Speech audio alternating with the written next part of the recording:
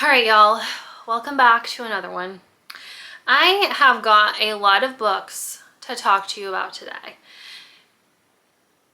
All of the books that I read in the month of April. I didn't read quite as many books in the month of April as I normally do. That just is what it is. This is Books with Brushu. I'm Jordan. Welcome to my BookTube channel. I like to drink coffee and read books. I am still adjusting from being in Greece, and I woke up at 2:30 this morning. I am exhausted. It is 8:30 in the morning. I have been up for a while now. It is overcast today. It's just there's no sunshine, and it is quite overcast today, which honestly kind of reflects my mood because I am so tired. Like, I am so tired. Last night, I was forcing myself to stay awake. I stayed awake until 8 p.m. and then got in bed and fell asleep and then proceeded to wake up at 2:30 in the morning. I'm like, okay. I normally go to bed at like 8 or 9 at night, so that's pretty normal for me, and I sleep until like 7 a.m. Well, no, and then I sleep until like 5 or 5:30 a.m. because that's how early I usually get up for work. So you would think, okay, you normally go to bed at 8, you should be able to sleep until like 5 or 6. No, I woke up at 2:30. I woke up at 2:30. I'm like, what the fuck? My body is still trying to adjust. In order to keep myself awake, we are filming this April reading wrap up. And I have to say, I did not read as many books in April as I normally do. I honestly don't know how. I don't know if I just read slower this month or I didn't really read longer books this month. So I think I was just so exhausted from work because I did work a lot. I don't know. There's just maybe a lot of things were going on in April. I can't remember. And then, like the last week and a half I was traveling, but I did read quite a bit. I finished 3 books while I was gone and then read part of another one. So it's not like I wasn't reading because we had a lot of travel between airplanes and ferry rides and whatever. I had a lot of time to read, so I don't know. I just read fewer books than normal. And I've just realized that I didn't put any of my stats together. I have no stats put together for this video, so I guess I have to pause and do that, so BRB. All right, let's talk about some reading stats for the month of April. I read 8 books, 4 audiobooks, 1 physical book, 3 physical Kindle/audiobooks, so immersively read 3 books during the month. That equals 8. I am so tired, guys. My average rating for those 8 books was 3.88. Pretty good, almost 4 stars. I read a total of 2,879 pages. So that's quite a bit less than I read last month. That's about 2,000 pages less than I read last month. So I don't know what was going on, but I read almost 3,000 pages, which is still a lot. I mean, 8 books is still a lot, so it's not bad. It's not bad. I am now at 44% of my yearly reading goals. That's pretty awesome for it only being 4 months into the year. I'm almost at 50%, so here we go. For the genres that I read 1 romance, 1 autobiography, 1 mystery thriller, 3 romantasy, and 2 historical fiction. And I also have to remind you, it was Magical Readathon, spring equinox during the month of April, and I did pass all of my classes. So let's hear it for passing another spring semester and reading all the books that I was supposed to read for all my classes. I did read 2 books for Year in Eldia Adventures, I think.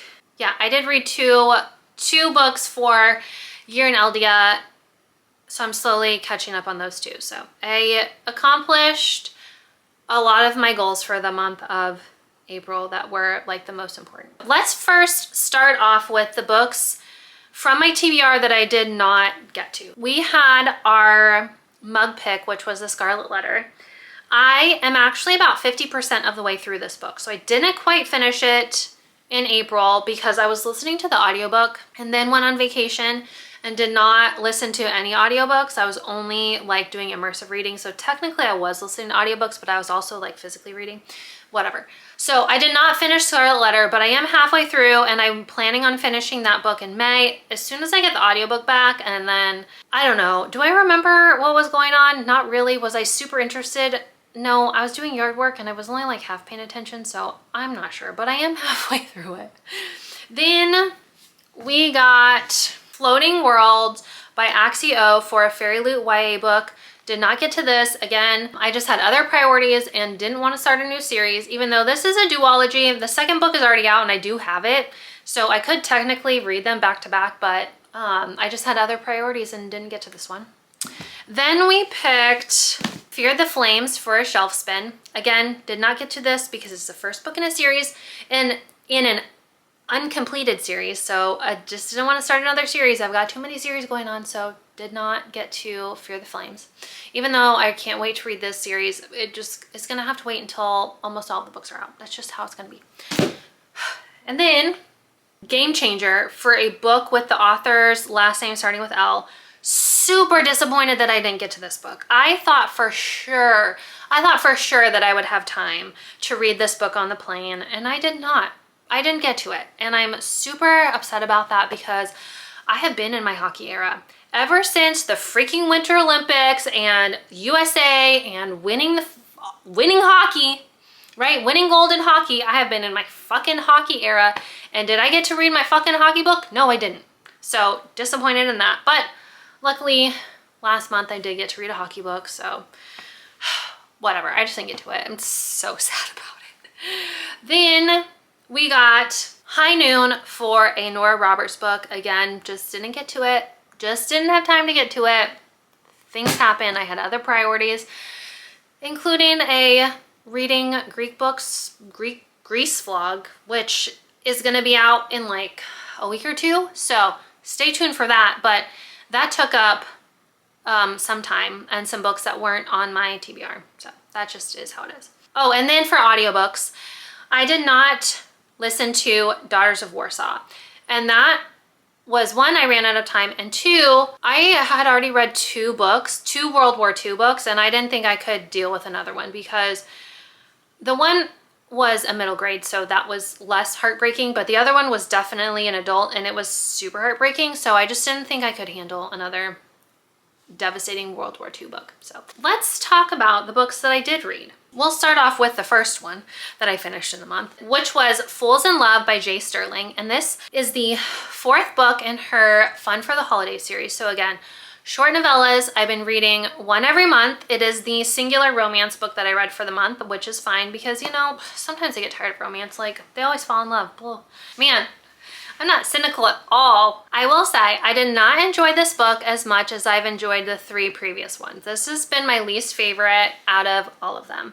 So Fools in Love, I read this so long ago that I don't even really remember what happened. I don't remember the characters. I don't remember what happened. I just remember that I didn't like it as much because it was like forced and like rushed. Oh yes, okay. So April is a matchmaker. Actually, you know what?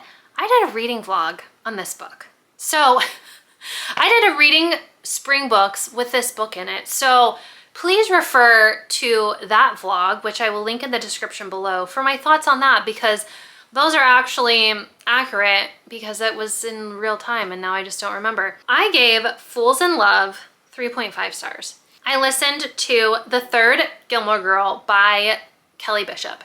And this obviously is an autobiography about Kelly Bishop's life. Starts off with her career. She started off as a dancer. She was a very successful dancer, very good. She got a lot of jobs in New York and, you know, on Broadway being a dancer. And so she decided that she wanted to become an actor. So she kind of took a risk, stopped accepting dancing jobs and focused full-time on becoming an actress. It was just her life and her different experiences, different plays, different movies, different shows like Gilmore Girls, and her love life, being married and trying to get out of her marriage and then finding the love of her life and traveling across country and going back and forth. So I really enjoyed hearing about her, how much of an impact Gilmore Girls made on her, but also the other films and shows that she was in. So really enjoyed that. Definitely recommend the audiobook because she does narrate it. And I gave the third Gilmore Girl 4 stars. Then guys, A Court of Thorns and Roses. I finally started my reread and I could not be happier.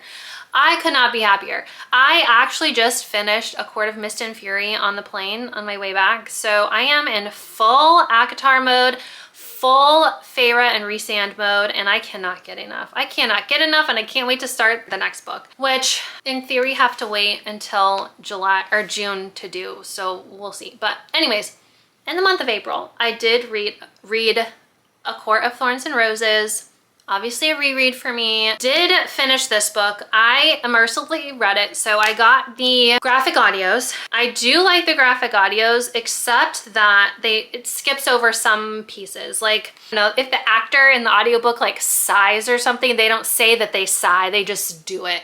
So but it also like skipped over other like chunks of stuff. So that kind of was frustrating to me, but also I enjoyed it. We all know what this book is about. Please, if you haven't read this series, like, what are you waiting for? Now is the perfect time. Right before the next 2 books come out, you will be caught up and ready to go. So please, if you have not read this series, just start it and take my word for it. We are introduced to Feyre, who kills a wolf who is actually a fairy and is taken to Prythian to repay a debt, live in Prythian as like a quote punishment.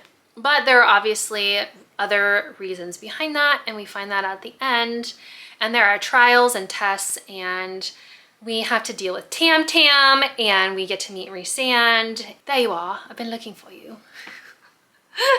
I just can't. Also did a reading vlog on this book. This was in my Magical Readathon Spring Equinox reading vlog. So I will also link that in the description below, where I go much more in depth in this book and talk about it. I gave A Court of Thorns and Roses 4 stars, which is the same rating that I gave it the first time.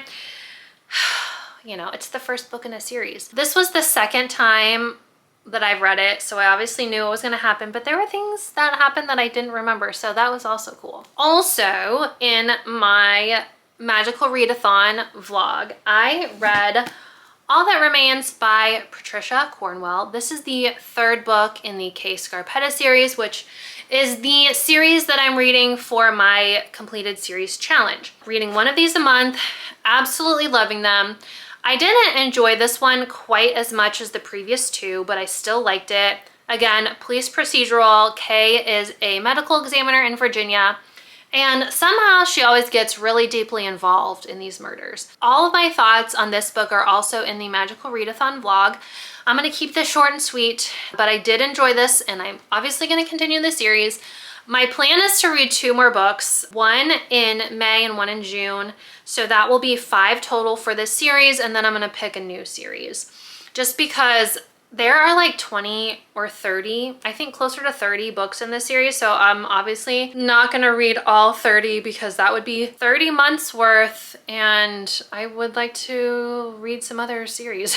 Again, enjoyed this. I gave All That Remains 3.75 stars. Because it was spring equinox, I read Early Sunday Morning, which is a Dear America book about the Pearl Harbor bombings in World War II. This was a middle grade book. All my thoughts are again in my Magical Readathon vlog. I enjoyed it. I loved these books as a child, so very nostalgic reading this. Quick read. I honestly didn't get through it as fast as I thought I would because I was like super distracted, I think, during the week, or like super busy at work or something. So it took me way longer to read than it honestly should have, but I still really enjoyed it. And I gave Early Sunday Morning 3.5 stars. Definitely, if you're a parent and your child loves to read, highly recommend the Dear America books and the Royal Diaries books. And apparently someone also commented on one of my videos that there are Dear Canada books as well, which I had never heard of, so that's awesome. And a whole nother list of books to look into. I've just done so many reading vlogs. This video might be shorter than normal, which is fine. The next book I finished was The Games Gods Play by Abigail Owen. And this book is about Lyra, our main female character who lives in modern day San Francisco. But the Greek gods still play a very active role in the world. Lyra, on the first day that we're introduced to the book, she runs into Hades. Hades chooses her to be his champion for the Crucible. The Crucible is conducted every 100 years, every 1,000 years. There was a big war among the gods and Olympus was destroyed. So in order to choose a king of the gods, the Olympians, the gods, decided that they would choose mortals to compete in these trials for them, and then whoever won, that god would become the new king of the gods. Lyra is chosen as Hades' championship, and Hades has never competed in the Crucible before because he is the king of the underworld. So can he technically also be king of the gods and rule over Olympus as well? Is that allowed? We don't know. We'll find out. See what happens. Lyra is going through these different trials or labors, also interacting with Hades, and there's some underlying things going on and some underlying feelings that are happening, some odd things that Hades says, and you know, we kind of fall in love with Hades, and he's actually pretty freaking awesome. Like, definitely think like Rhysand. Everybody thinks he's the worst, thinks he's lies and is manipulative and he's just the worst, but really that's just like a persona that he puts on. So very much Rhysand vibes for Hades, so that's probably why I loved him so much. Super enjoyed this book. It ends on a huge cliffhanger, so if you read this, definitely have the next book like queued up, ready to go. And I really liked the audiobook. I immersively read these. The audiobook was really good too. I gave The Games Gods Play 4.25 stars. And then I immediately jumped into The Things Gods Break. I finished this while I was in Greece on vacation. It is part of my Greek reading vlog, so that's coming in like a week or two. So I don't want to give too much away, but this takes place in a whole different area with whole new characters, but like still the same storyline. So we still have the same characters from the first book, but we are introduced to more characters and like a new place and stuff. And there are still trials in this book. Super intense, really, really good. I did not want to put this book down. It was kind of a good thing that I didn't sleep very well the first couple nights because I definitely stayed awake reading this and thoroughly enjoyed it. I don't want to talk too much about it because I don't want to give things away, because you find out a lot of stuff in this. And then how it ended, like I can't wait for the third book, which comes out at the end of November. Like, can it already get here? I liked this one a little tiny bit less than the first book, but it doesn't mean that I didn't love it. And I gave The Things Gods Break 4 stars. Now, that was technically the last book that I read in the month, but the final book that we're going to talk about today, Lilac Girls by Martha Hall Kelly. This is the other World War II book that I read. I listened to this one on audio. Very, very good audio. We follow 3 different storylines in this book. We are first introduced to Caroline Faraday. She lives in New York City. She works at the French Embassy in New York. She technically volunteers there. Her family has had a lot of money. Her father died when she was a child, very tragically. And so her and her mother donate a lot of their time and money to throwing parties and balls and galas and stuff like that. But she also volunteers at the French Embassy and raises money and sends care packages over to France for French children. And this really kicks off when World War II starts, to try to help these French orphans and French children with food and clothes and stuff like that. We have her point of view where she's living in the United States. And then we also have the point of view of Kasia, and she is a Polish teenager. So we are introduced to her when Germany invades Poland. There were a lot of people that had evacuated to her town. They assumed that Hitler would not attack their little town because there wasn't much there. However, they wake up one morning, they go to this field, just a big field, just nice and peaceful in the morning, and all of a sudden here come German bombers bombing their town. So that's how we're introduced to Kasia and her family. And we follow Kasia in Poland throughout the beginning of the war. And then our third point of view is a young German doctor named Herta.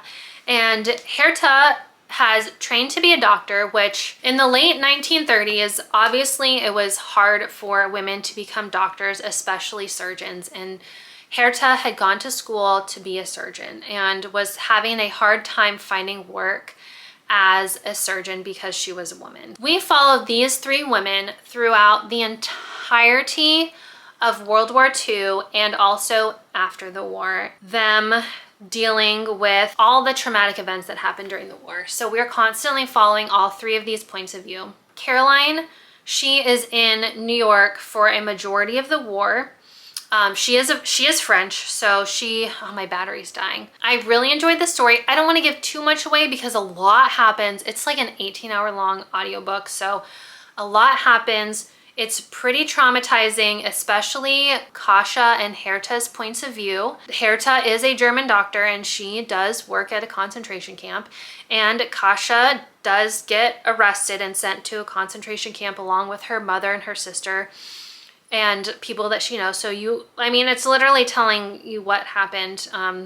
All of these characters are based on real people who the author researched extensively. So all three characters are based off of real people and real events that happened and real things that went on prior to the war, during the war, and after the war. So very traumatizing, very real, actually happened. Highly, highly recommend. And I gave Lilac Girls 4 stars. So super recommend that book.